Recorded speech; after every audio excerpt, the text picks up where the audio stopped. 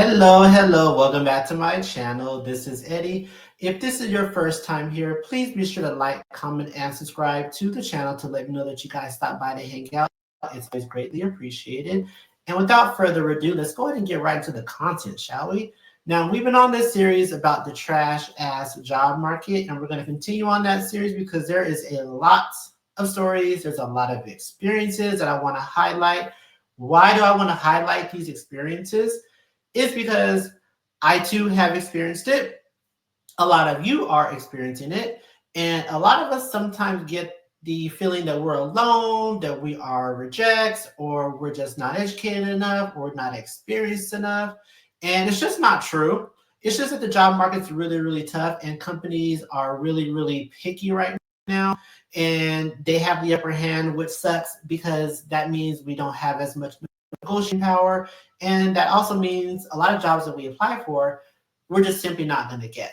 So I don't want you to like you're alone, which is why I'm doing this series. So we're going to check out a few more experiences from other people, hear what they have to say. I'm going to give my commentary. And of course, you guys can share your experiences down in the comments, and then we can comment, and we can also have the conversation there as well. So sit back, relax, and enjoy the content, okay? For every job on earth.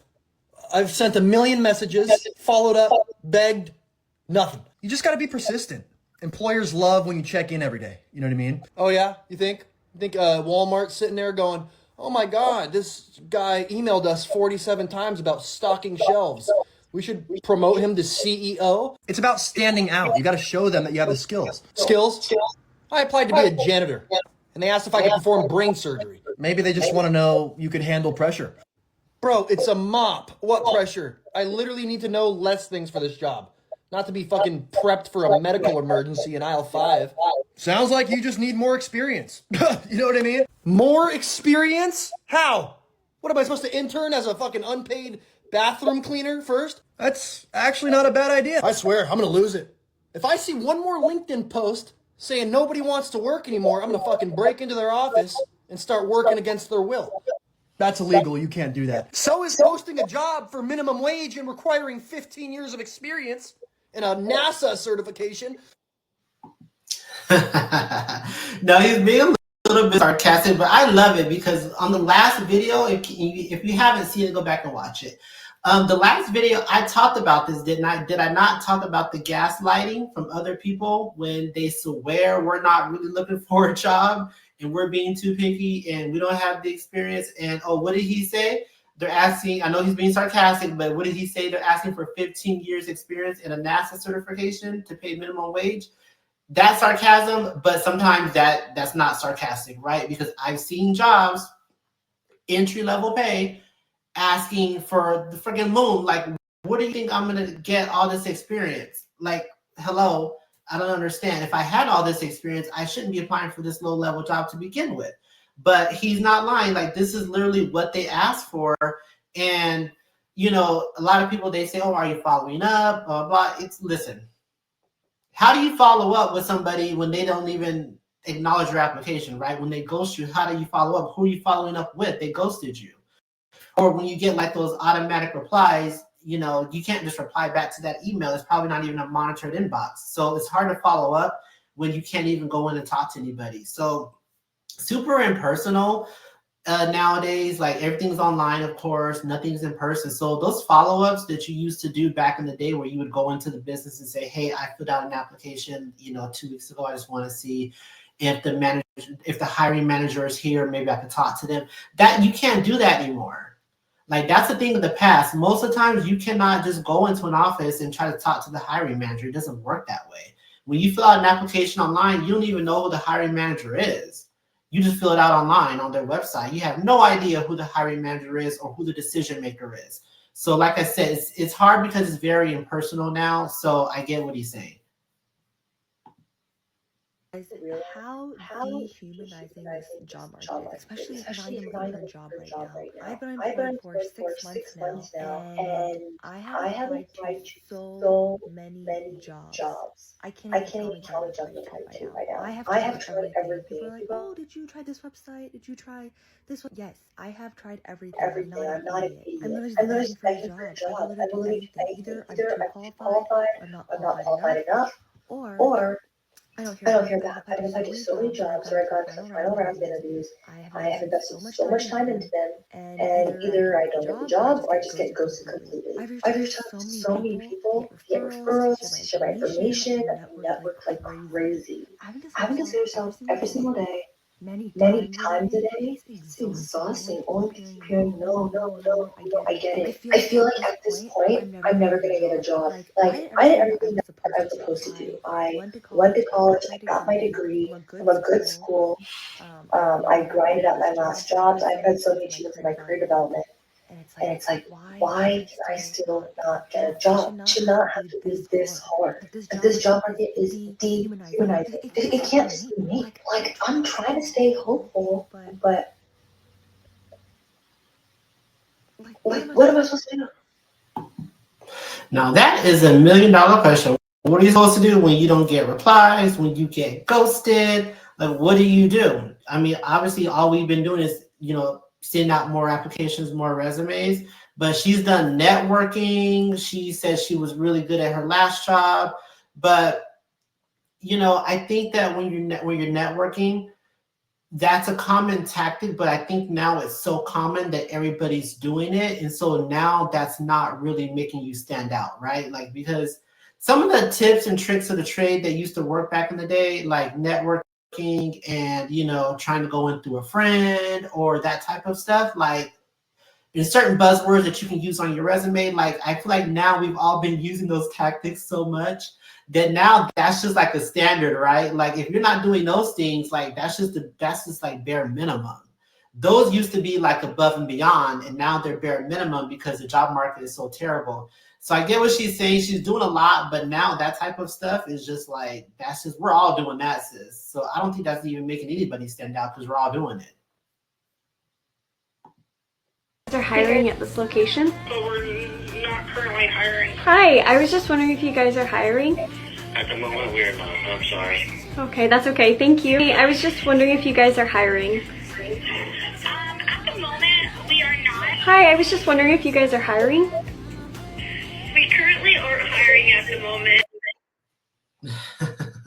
This must be old school because I don't even know any companies you can just call now and ask, are you hiring? Like, even like retail stores now, there's really nobody you can call. If you call a retail store, all you hear is a recording telling you their hours of operation. Maybe if you call like a small, like mom and pop, like coffee shop or like a thrift store or something, maybe they'll tell you, but like a Target, a Walmart, a department store, you're not going to get anybody on the phone to tell you if they're hiring or not. You're going to have to just do it online. Or they'll tell you like, hey, they won't even answer that question if they're hiring. They'll just say, oh, you have to go online. Like that's everything is that. Go online, go online, go online. I feel like an old person. I'm not even that old, but older people say that now. Oh, everything's online. Everything's on the computer. But now I'm saying that. Like, everything's online. Like, you can't call anybody or talk to anybody. But that's how it is.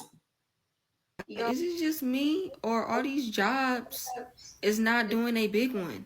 Like, I'm on Indeed applying for weekly jobs constantly because I'm a girl where We talked about that. Indeed, I don't even think Indeed is sending our applications out. I don't think they are. We talked about that already. I don't like bi-weekly or semi-monthly. I do have like a lot of bills and I do like to do stuff.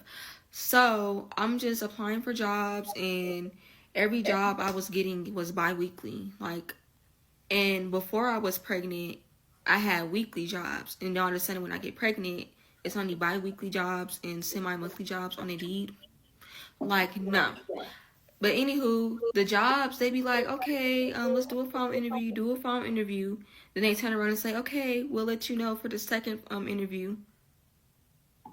You just wasted 10 minutes of my fucking time. Like, tell me if I got the job right now. Like, you know what I'm saying? Like, I hate the second interview, third interview, group interview. Oh my God. Y'all, I cannot fucking stand group interviews. Like, because the person after you would say the same shit you just said. Like, people don't ever use their brains, like, and they always pick their little favorites. But anywho, these jobs need to do better. Then the managers and shit don't even be calling. Then when you call them, they be like, okay, did we call you? No, but bitch, I'm calling you because I need this money. Like, fuck is you talking about? And then let's not get into when you get the job, the old managers that be leaving that be hella fucking cool be leaving. Then you get the new manager, the bitch that just started when you just started. Like, love, you learning like I'm learning. Calm down, pipe down a little bit, little baby. Yeah, thank you. But that's all I was having to say, because what's going on? Like, every TikTok I'm seeing and every person I be on the phone with or just be texting be like, yeah, jobs moving slow. Okay, so what we gonna do to make them move faster? Cause slow feet don't eat, baby. It don't. I love her. She's so funny. But let me tell you something. Okay. Because she said a few things I want to touch on, sis. Time. Did we not talk about time wasting in my last video? Why are you wasting my time with all these interviews? Sis, you know if you don't hire me or not. You know if I answer those questions terribly, just tell me that. Don't even invite me to the next interview, because sis, if I made a bad impression on the phone interview, just tell me and I'll just tap out, because I don't listen. I'm not going to be offended.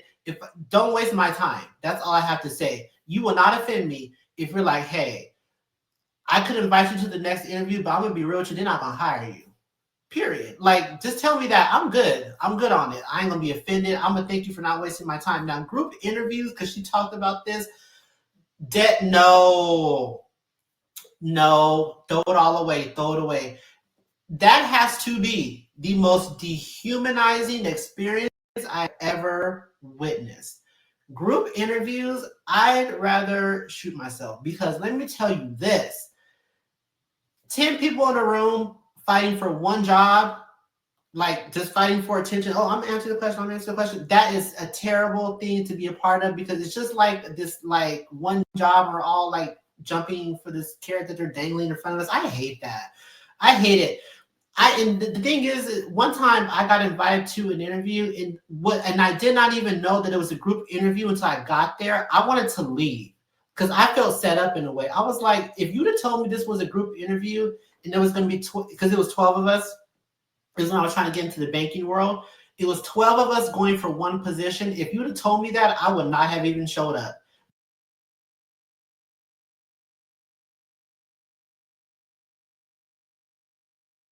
Group interviews, I hate group interviews. If you tell me it's a group interview, I promise you that I will not show up. I will not show up. I refuse to do it. So I feel what she's saying. Like, I thought I was the only one that didn't like group interviews. I really thought I was, but I'm glad she said it, because I was like, bruh, you will never catch me at one of those. I'm sorry. So next.